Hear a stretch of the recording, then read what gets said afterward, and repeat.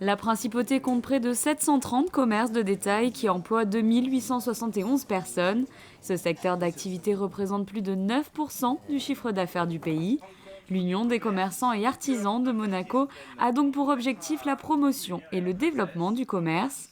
Son président a réuni lundi matin une partie de ses adhérents en présence de certains membres du gouvernement.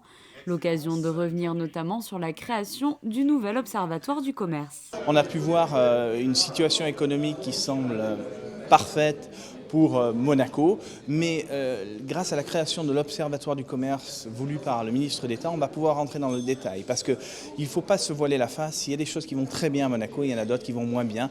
Et on a entendu le commerce de proximité, qui est le commerce, on va dire, normal, qui n'est pas le commerce de grand luxe, souffre et n'est peut-être pas aujourd'hui dans une configuration la plus performante pour faire venir des gens qui sont, comme on l'a vu avec l'enquête de la JCE, des gens qui ont un revenu normal, qui ne sont pas que des milliardaires, qui ne sont pas que des gens qui consomment chez ces grandes marques de luxe. Pour une certaine attractivité, il faut une continuité de commerce. Alors qu'est-ce qu'il est possible de faire? Est-ce qu'il reste une partie du boulevard du Moulin Rouge, c'est faisable? Est-ce qu'on peut discuter avec les acteurs économiques qui sont déjà présents? Est-ce qu'on peut discuter avec eux pour voir qu'à terme on se déplace les uns à les autres pour créer une vraie attractivité? Le ministre d'État l'a dit, qu'est-ce qu'il faut faire à la place des Moulins? Il y a quelque chose à faire. Le nouveau quartier qu'ils avons créé sur le collège et ainsi de suite, faut-il faire une passerelle entre ce nouveau quartier et le boulevard du Moulin? Bien sûr qu'il y a toutes ces questions auxquelles il faut répondre. Et qu'est-ce qu'on fait pour les mettre en place? L'observatoire, c'est pour mettre en place les choses. Lors de cette réunion, plusieurs intervenants se sont succédés. Parmi eux, le conseiller de gouvernement pour les finances et l'économie, Jean Castellini, a donné les récents chiffres sur le commerce et la TVA en principauté.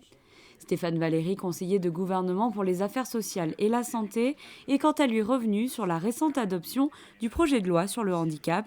Il a ainsi pu répondre aux nombreuses questions des commerçants.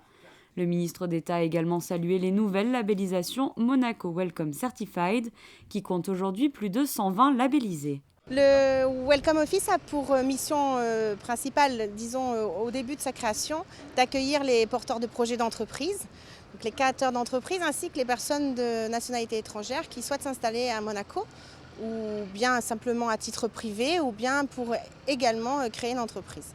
Ensuite, les missions se sont développées assez rapidement sur la création du label qui a été mis en place dans le cadre du plan d'accueil global pour l'optimisation de la qualité de l'accueil à Monaco. Donc le Welcome Office en fait gère en back-office le suivi de la démarche de labellisation et se positionne comme l'interlocuteur principal des acteurs de la principauté, tout secteur d'activité confondu, qui souhaitent participer à cette démarche. L'année de la réussite est également un large volet développé ce lundi matin par l'ambassadeur Henri Fissor. Martin Perronnet, directeur général de Monaco Télécom, a souhaité rappeler aux commerçants présents les innovations en matière de nouvelles technologies mises à leur disposition.